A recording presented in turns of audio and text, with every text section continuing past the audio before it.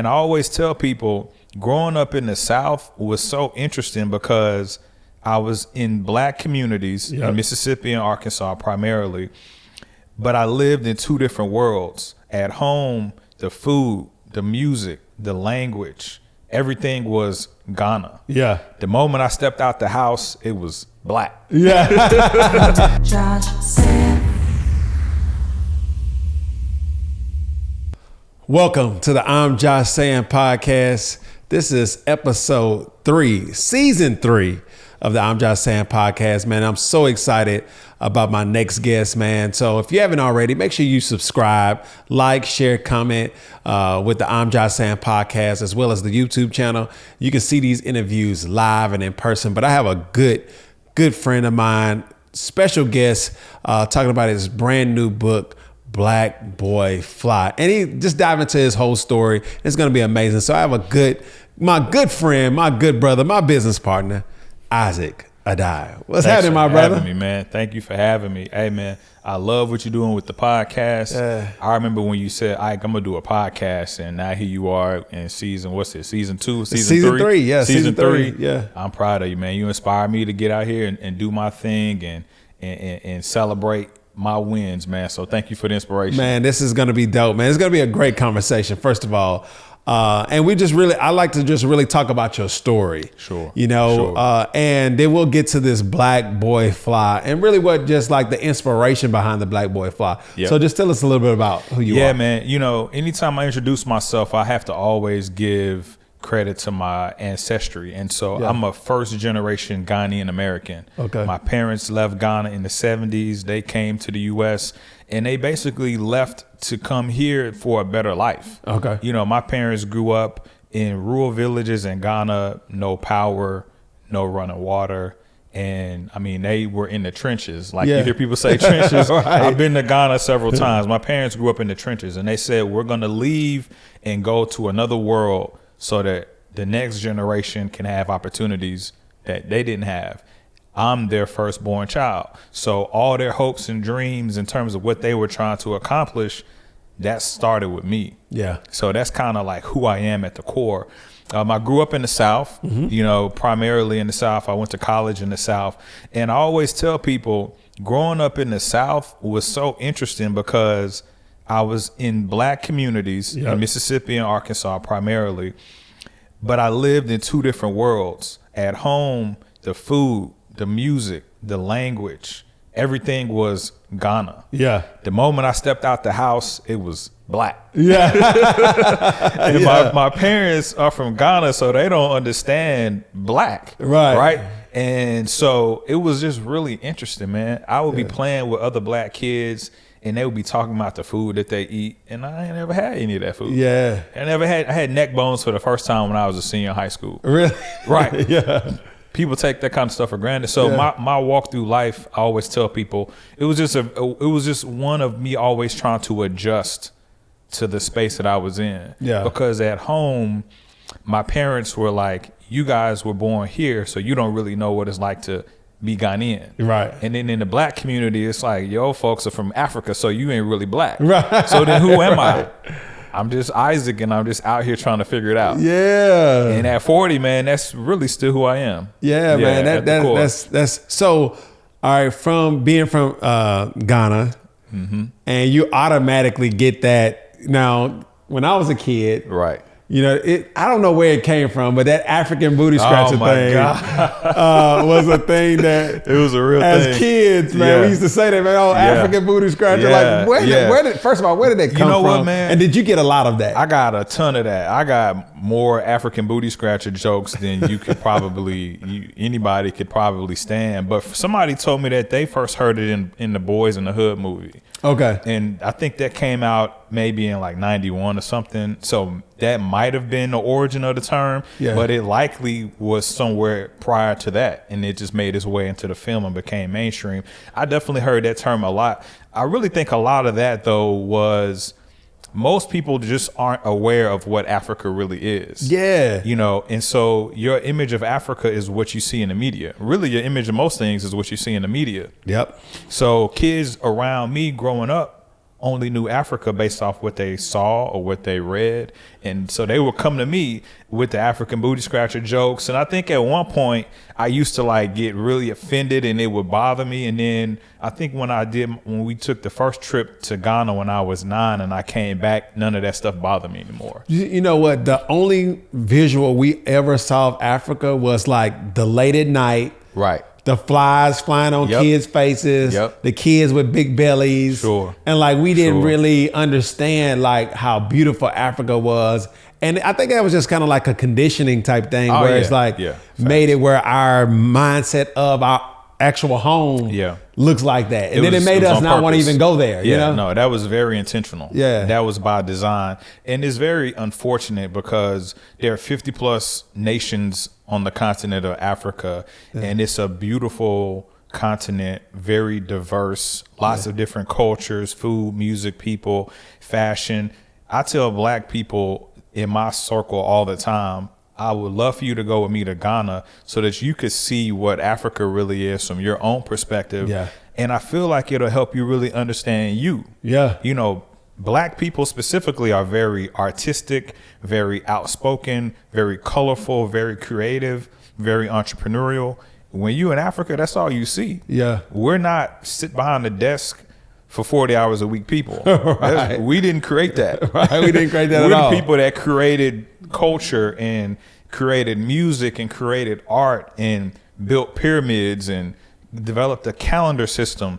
And we don't really even understand that that's who we are at the core, man. We're people that are designers, that are thinkers, that are engineers, that are architects.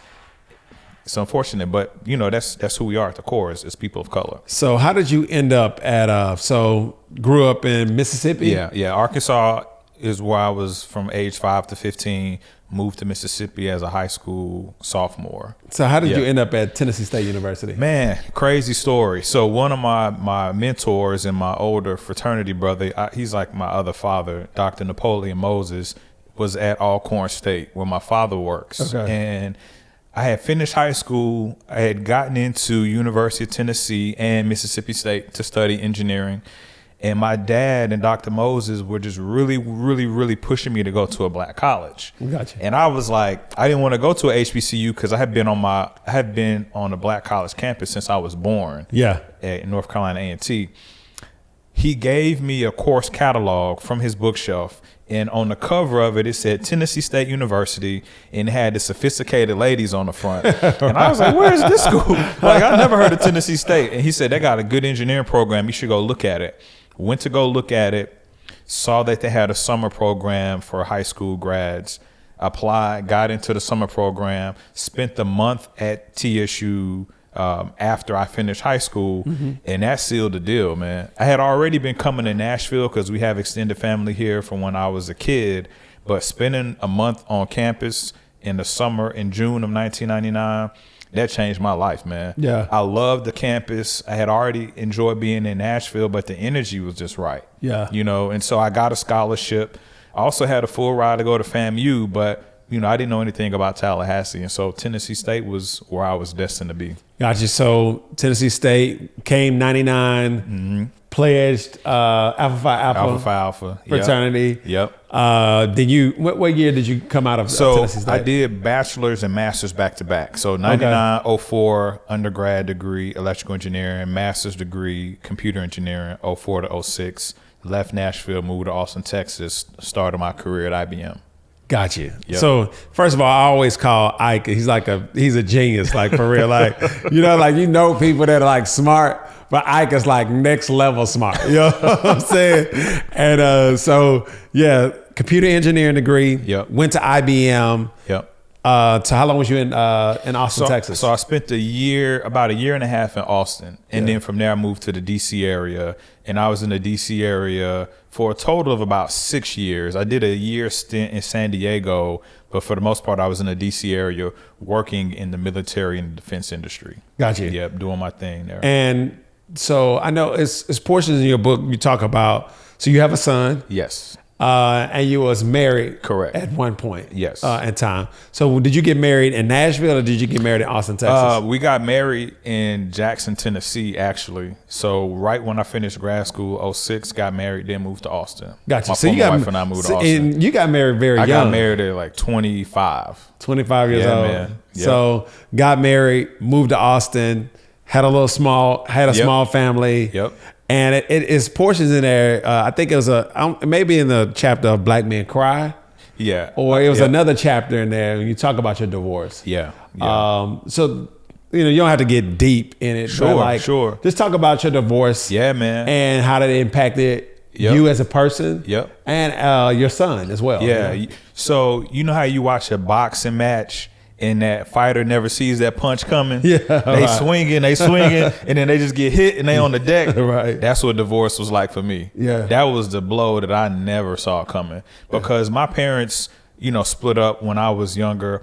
And I just always said to myself, once I get married, man, I'm not ever going to be in a position to be divorced. Yeah. But that's not how life goes. And so, man, I struggled. Yeah. I struggled because that was not something that I wanted to be a part of my identity. And so I was stuck, frustrated, didn't know where to go, didn't know which way was up.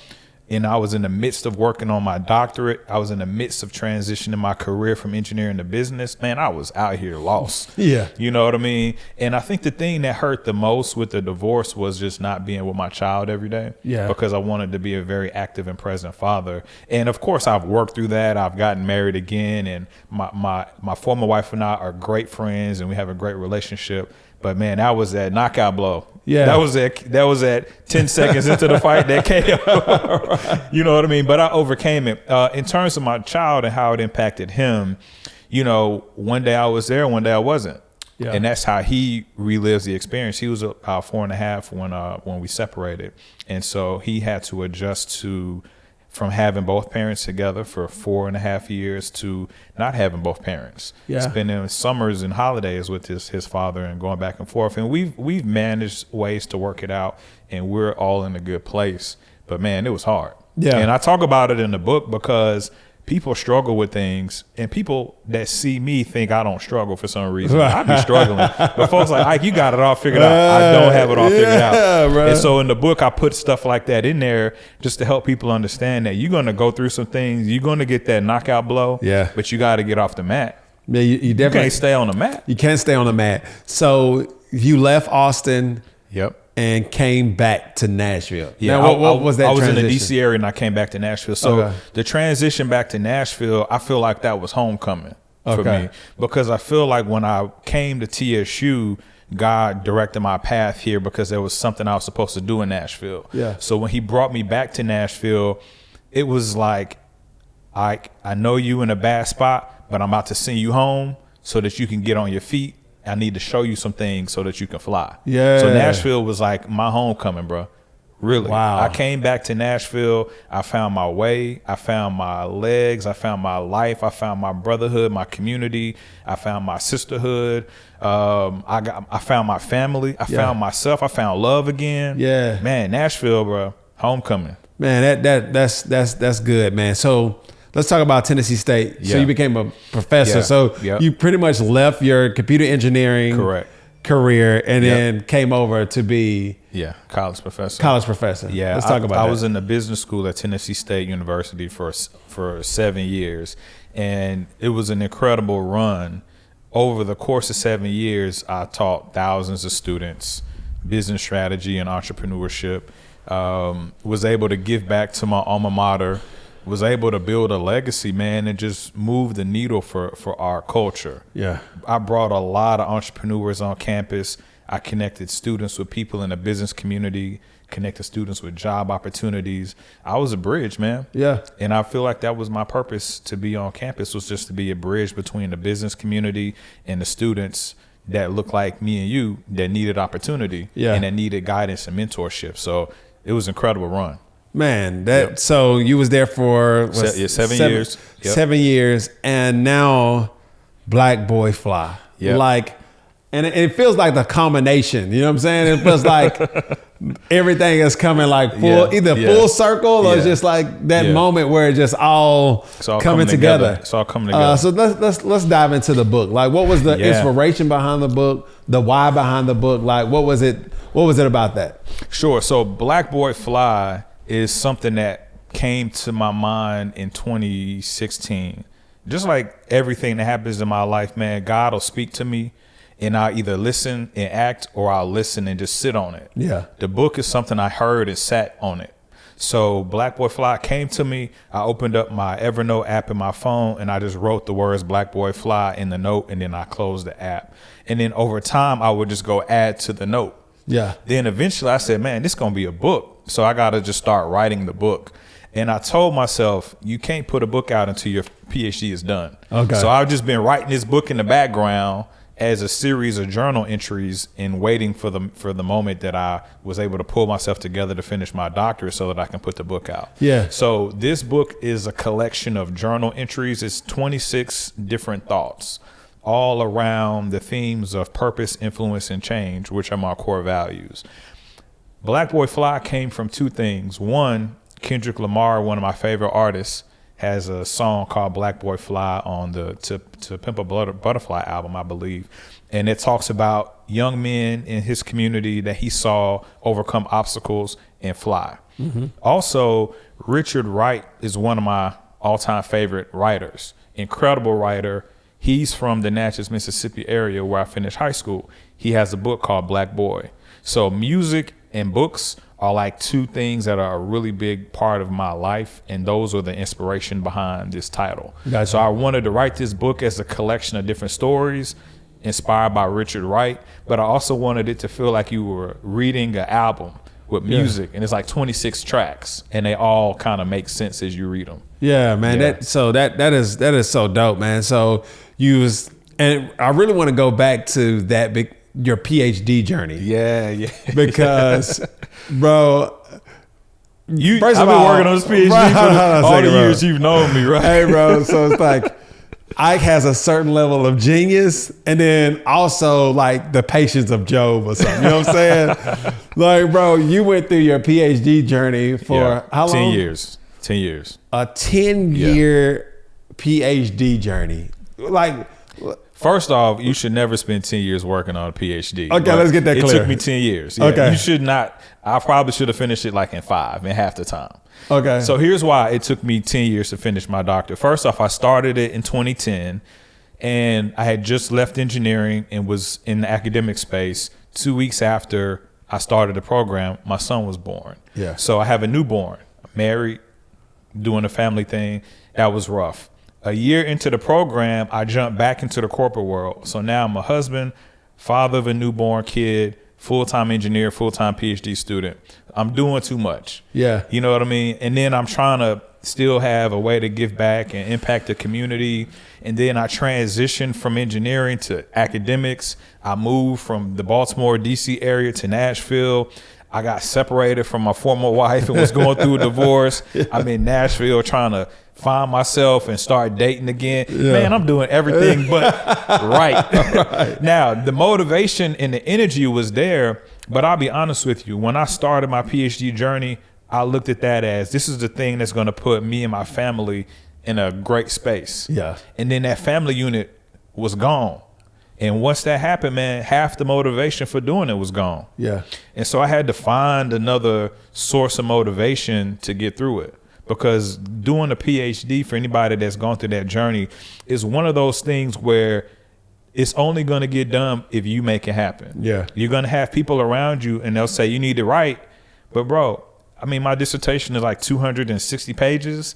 It's a lot. And if you don't sit down and develop the discipline and the focus and put yourself in a space to really get through it and have a great army of supporters around you, it won't happen. So I have to thank my chair, my dissertation chair, Dr. Christopher Mathis, because he was on my neck. Like, Isaac, you're going to get this done because I see greatness within you. But not only are you going to get it done, you're going to have the best dissertation that came out of Morgan State. So he didn't let me slide with nothing simple. He was like, nah, rewrite that. Man. Rewrite that. Rewrite that.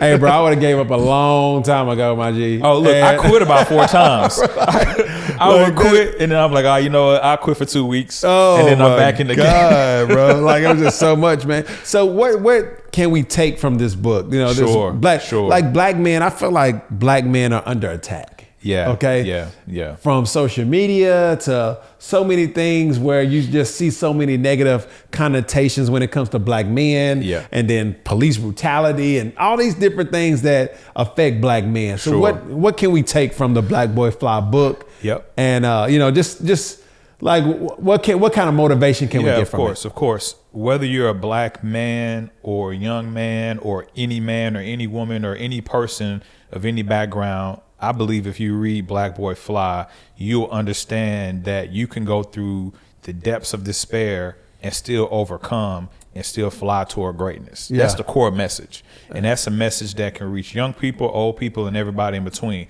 Now, specifically for black men, I feel as though black men are facing a crisis right now. Yeah. And we are under attack in some ways. Black men aren't really even allowed to cry without criticism. Right. Did you see the Devon Franklin Facebook post? I did. He put a post up of him crying, talking about the divorce. They went in. Yeah, they did. Black men can't cry. Black men can't express their emotions. And when I say this, I'm not saying we're not allowed to, but we're often not given the space to. When we do express ourselves, we often face criticism for doing so.